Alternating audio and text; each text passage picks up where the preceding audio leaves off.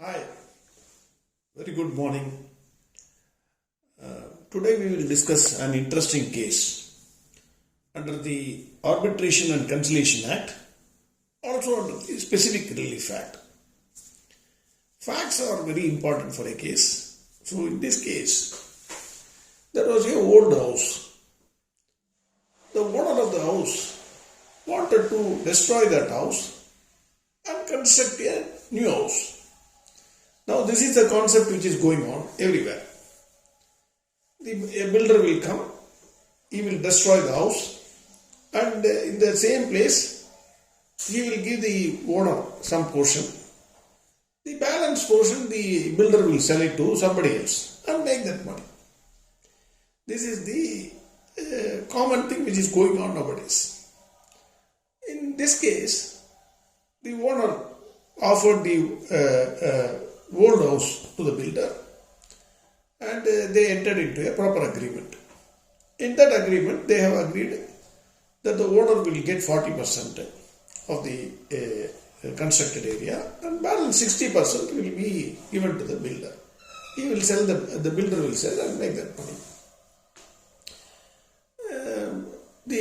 As per the agreement, the owner has to get the plan approval, etc.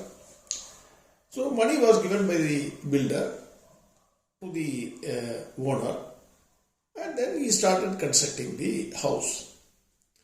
The ground floor and the first floor was completed. Occupation was given to the owner. According to the sanctioned plan, another 2 floors needs to be yet to be completed.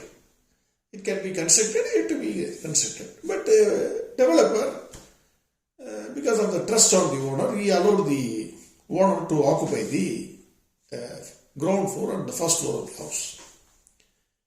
Then the devil in the owner started working.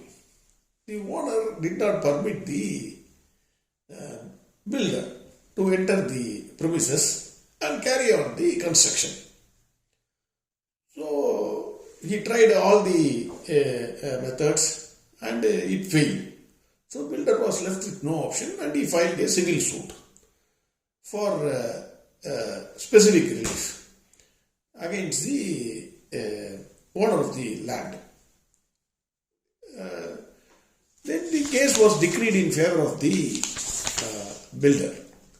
The case went up to High Court.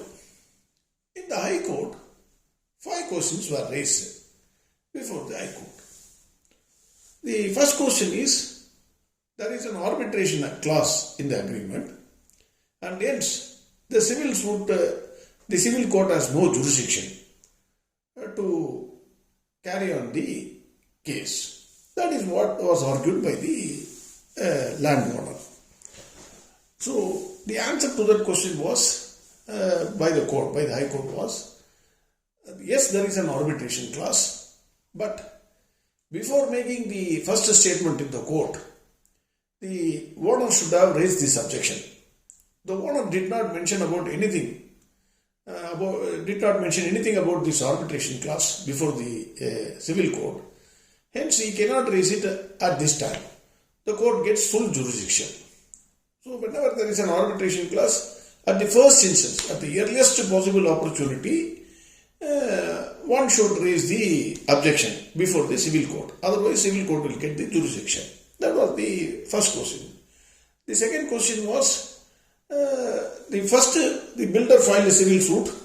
Then with the permission of the court, he withdrew the suit and then filed another suit on the same cause of action. So the landowner said that the second suit is not admissible because the first suit is withdrawn. Hence the second suit should not be entertained by the civil court. Court did not accept it because it said, relying on Order 2, Rule 2 of CPC, it said, since the first suit has been withdrawn with the permission of the court to institute the suit on the same cause of action, a fresh suit on the same cause of action, this is permissible. That is what the High Court said. Then there was an interesting issue whether the suit is barred by limitation. The landowner said suit is completely barred by limitation. Then the question was, when the time starts running. In limitation period, that is very, very important. There is one more point which is continuing cause of action. That's a different matter. But in all cases where limitation point is raised, the question is when the limitations begins to run. In this case, the court considered Article 54 of Limitation Act. A suit for specific performance of contract is to be filed within a period of 3 years from the date fixed for the performance of the contract. If no such date is fixed, the date from which the plaintiff has notice that performance is refused. In this case, the court found that the owner refused entry to the builder from a particular date. From that date, if the limitation is countered, then it is well within the limitation period. Most importantly, the court also observed that in this contract, in this agreement, there is no specific date mentioned for the completion of the contract. That is also a very important point. Then the next question that was raised was whether the suit is barred in view of section 14(3)(c) of Specific Relief Act. That was the one of the questions before the court. Court held in the subject agreement, that is in the agreement, owner shall get ground floor and first floor. This is very, very important. This is very, very important. In the agreement, it is given that the owner shall get the ground floor and first floor and one car parking space, whereas the developer shall get second and third floor. So it is apparent that in the agreement, a share and or interest was created in favor of the developer. So a share or interest is created in favor of the developer. Hence, it is not a building contract simpliciter. So we are of the view that the learned court has rightly held that this is not barred in view of section 43C. So once you create a share or interest in the property, then it is not a building contract. That is what the court said, and said it will not be barred under the section 14(3)(c) of Specific Relief Act. One important point which I want to refer is what happens in the case of a GST here. That will be a question, whether it will become a building contract or it will become a because depending upon the supply of materials and other things, it will be treated as a service contract. That also needs to be seen. Then the last case was on the facts.